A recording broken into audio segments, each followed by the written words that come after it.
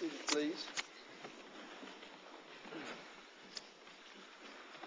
Okay, we have 3 cases on our calendar, and we'll hear the cases in the order in which they appear on the calendar. The first case is Alachua County Health Department versus Cummings et al.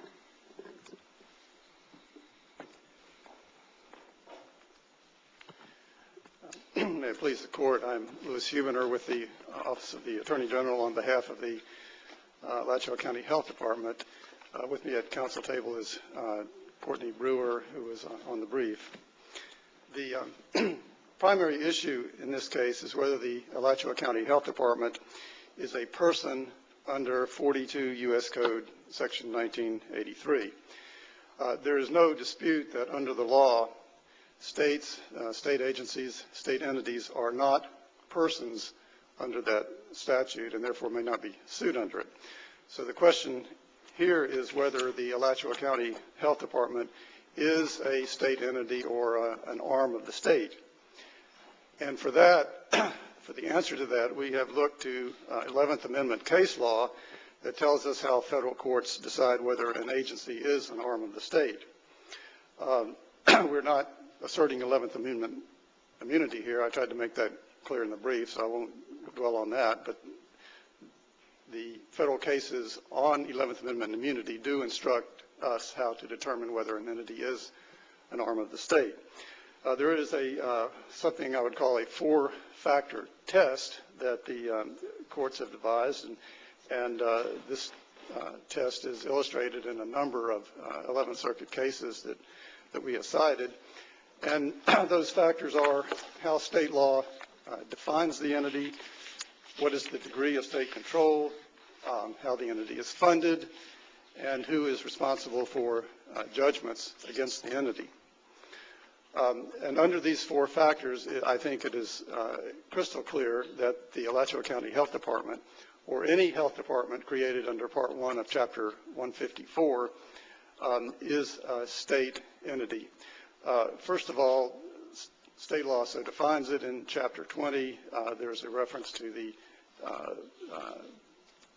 Department of Health working through its county health departments. The county health departments are part of the Department of Health.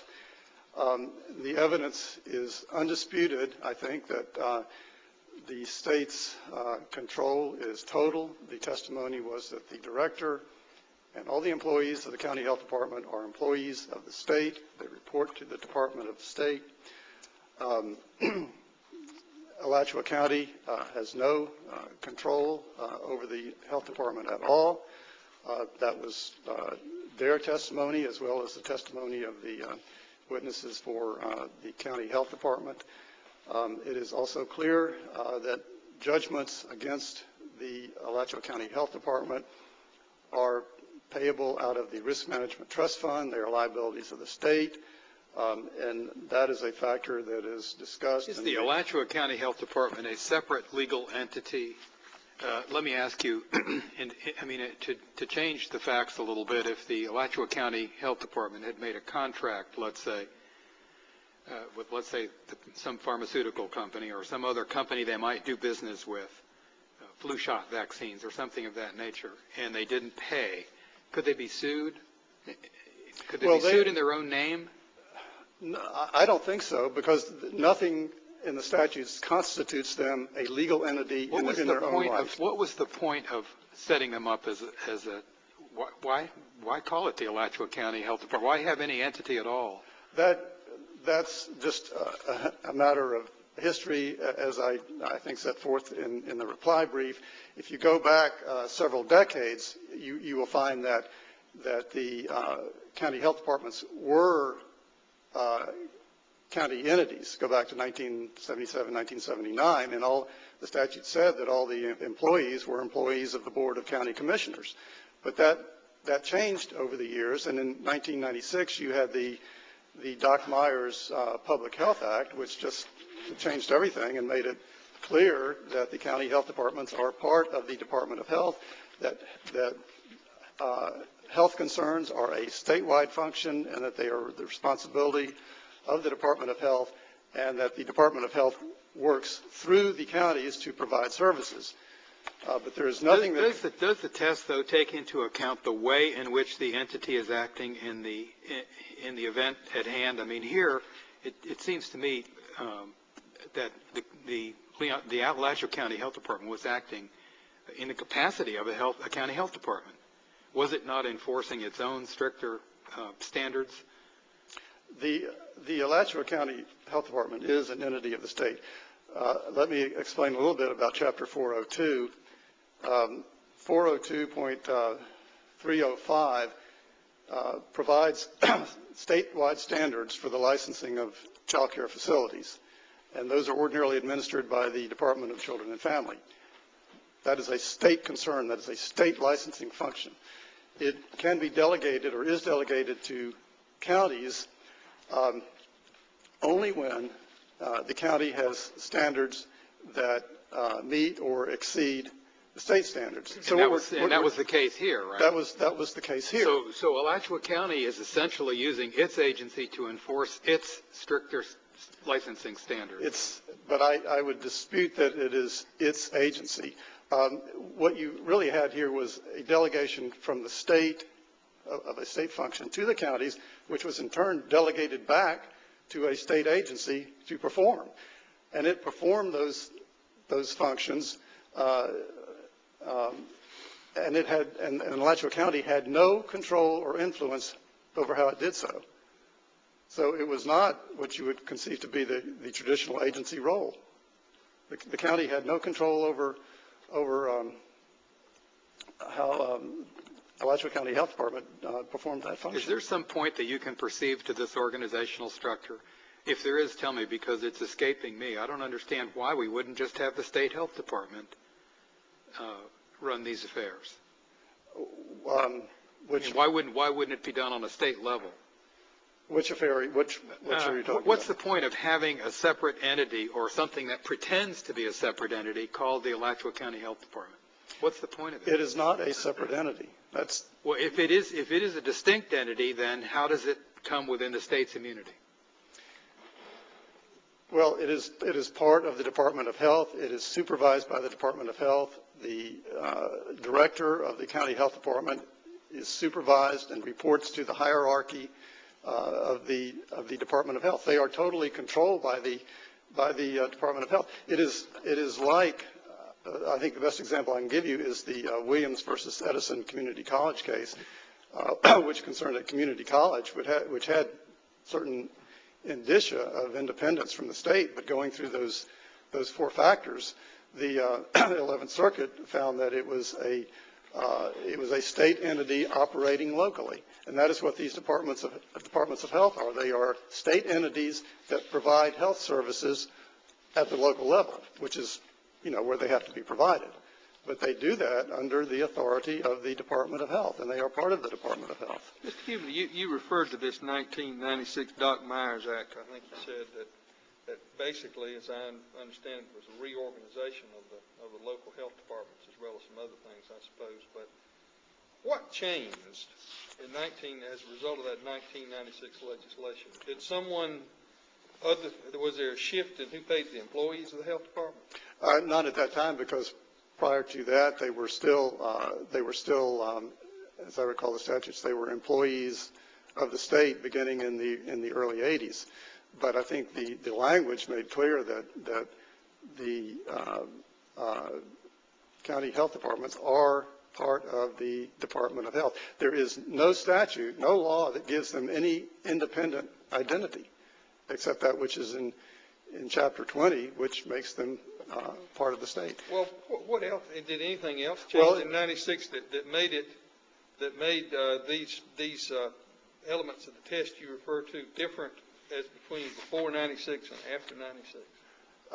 It depends on how far back you go, because if you go back to the late '70s, you will find that the employees and the director of the county health departments were paid by the county. Employed by the county. All right, but what I'm trying to understand is, and I know these attorney general opinions are not controlling, obviously, but What's different now from what existed in 1980, for example? And I know there's a Just the degree of state control.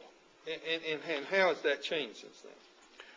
How has that changed? Well, I think it is. How does the state now have more control than it had in 1980? In 1980, because back then, it was not clear whether the county health departments, how they existed, or whether they were part of the state or whether they were part of local government. And that evolved over the years. They went from becoming employees of the county to employees of the state. Well, in 1980, they were already employees of the county. Employees of the state. They were employees of the state, yes, but I think whether they were at all subject to the control of the counties was not clear at that time. What changed to clear that up other than this language you refer to in this 96 Act? I'm talking about functionally what changed.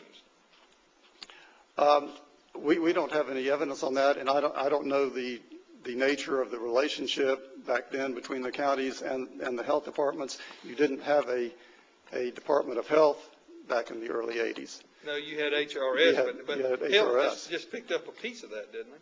Pardon? Didn't Health just pick up a piece of the old HRS? Well, it was a Reorganization Act. HRS was abolished and the Department of Children and Families was created, as was the Department of Health. That's true, but I think what the 96 law made clear, if there was any doubt about it previously, was that county health departments are part of the Department of Health. And I would hasten to add that that does not really change or diminish the remedy of a plaintiff that they cannot sue a county health department. Under 1983, you can always sue the individual who allegedly denied you due process or violated a right. And those judgments against those types of defendants. Was the state joined as a party in this case? Pardon? Was the state joined as a party in the case? No, it was not. I guess by your argument, the state would have been an indispensable party and the case should have been dismissed on that ground. We moved to dismiss it repeatedly and argued that the county department was not sui generis and that those motions were always denied. I would like to address just briefly the due process issue. Ms. Cummings and KidZone did have a hearing before her business was shut down, and the judge heard testimony from both sides, heard argument from counsel, and decided that she was not going to grant any relief. There's no contention that that hearing was in any way inadequate. You might disagree with the ruling of the judge, but that is not a violation of due process. Due process entitles you to a hearing, which she had. Due process does not guarantee a particular result. And she had her day in court, and it's our view that if you go to the facts of this case, that but she had to request that herself, though, right? I mean, in other words, this isn't like those post-termination hearings where the hearing is automatically provided post-deprivation. Right, but this is something she had to ask for herself. She did ask for it, but there's a case we have cited, City of Pompano Beach versus Yard Arm Restaurant, that I think is enlightening on that point, where the plaintiff sought an injunction to challenge an action of the city that would have affected it, and the court said they got all the due process they were entitled to. I'll save the rest of my time for rebuttal. Thank you very much. Thank you, sir.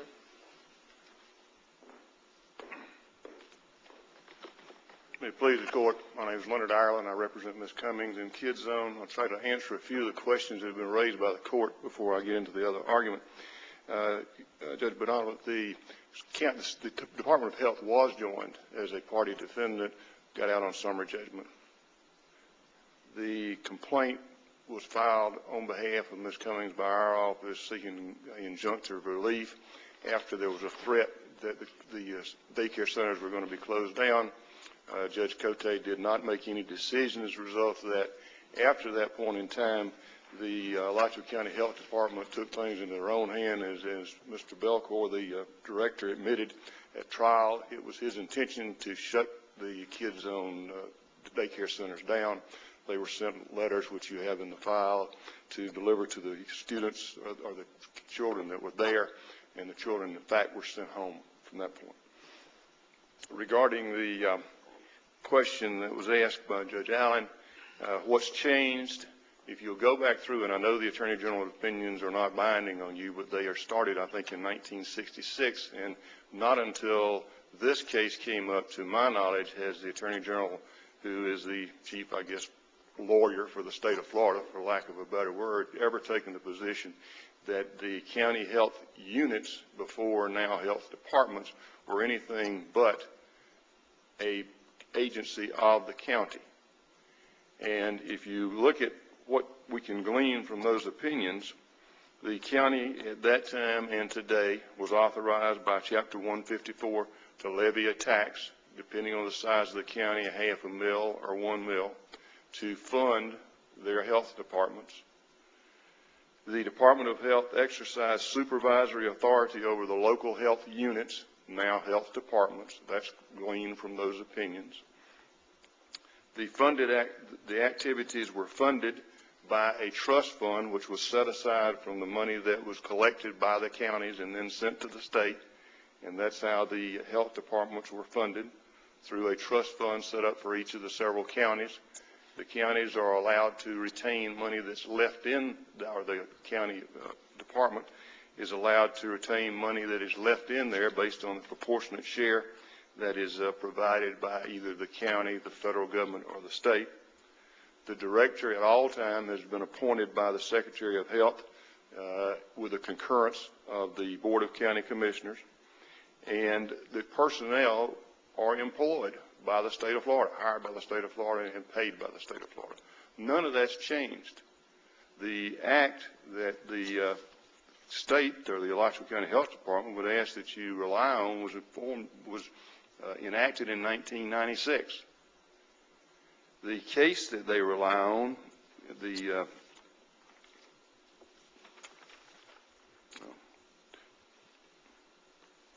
Trevinson case, a low circuit case, lost it, was decided in 1984.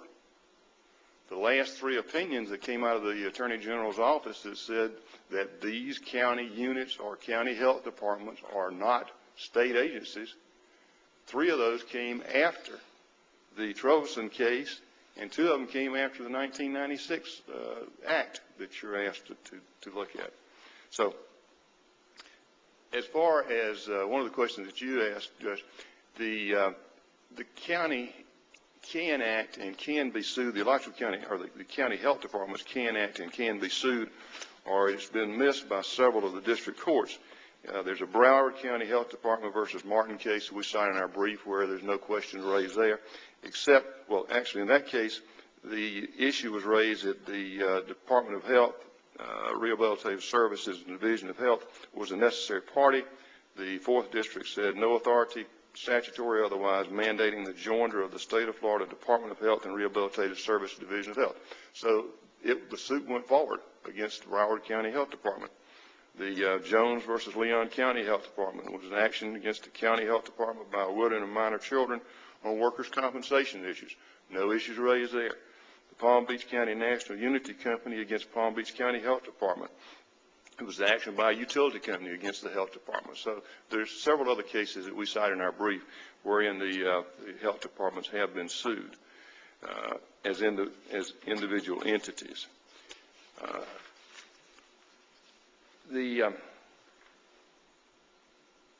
As far as the funding, I believe the evidence of the trial shows that the county, again, levies under Section 154.02 certain funds. They go to the state. There are federal funds that fund these health departments, whether they're grants or other funds. And I believe the evidence showed at state that 62% of the funds for Alachua County Health Department came from the state. The remaining came from either the county or federal funds. As far as the judgment is concerned, any payment of any judgment, the state does pay a premium for 1983 actions, which is what this is and what this judgment resulted from, a 1983 action against the Alachua County Health Department. There is insurance for the payment of that. I don't know how you can get from the point of saying that state money whether it be the money that's for the trust fund for that particular county health department, or just other state money pays a premium, that money is being paid, if the judgment is being paid out of state funds. It's being paid out of insurance funds. Just like if I pay a premium on the insurance, it's not out of my pocket, it comes out of the insurance. As far as the verdict, I think I've already dealt with that. The verdict is supported by the evidence. You had the jury had two things to rely on. It had Judge Chance's findings that the action taken by the Alachua County Health Department was not justified under its own regulations, which are the stricter regulations of the Alachua County that says exactly what you have to do before you revoke anybody's license or close their business down. It's not supported by the Constitution of the state of Florida, and it wasn't supported by the Constitution of the United States. That was in an order from Judge Chance that the jury had the benefit of. They also had the benefit of Mr. Belcour's own testimony that it was his purpose to close down the Kids Zone child care centers, and there was no hearing afforded prior to that time. It was also contrary to the agreement that was entered into between Mrs. Cummings and the Alachua County Health Department. After they warned her that she was going to get a hearing, they entered into an agreement where she could continue operating, or her daycare centers could continue to operate. She couldn't be there. But if she violated it, the document clearly provided that the Alachua County Health Department could seek injunctive release against her at her expense. That was violated also. Unless you have any questions, I think This is just a minor point, but you did not, in your answer brief, respond to the third point, which is about the form of the judgment. I assume you agree with counsel for the appellants that it's not appropriate to have a phrase in a judgment against the state for which lead execution issue. if it's the state. I'm sorry? If it's the state. If it's the state. That's a good point. What would the situation be if it's not a state agency? I hadn't even thought of that. I guess it'd be first thing I'd do is call on that insurance company, whoever they paid a premium to for insurance to pay. Well, I guess it doesn't matter. I guess your point is that the answer to that question depends on the answer to the first question. If you answer the question saying that it is a arm of the state, then they're correct. Yeah, I see. If not, when you say insurance company, you mean the state self-insurance fund, right? Right. Okay. Thank you. Okay, thank you, Mr. Aaron. Your Honor, to address that last question first, all the cases we have cited in our brief on that third point are local government cases. So there is Not appropriate to do that to a local government either, I guess. not government at any level.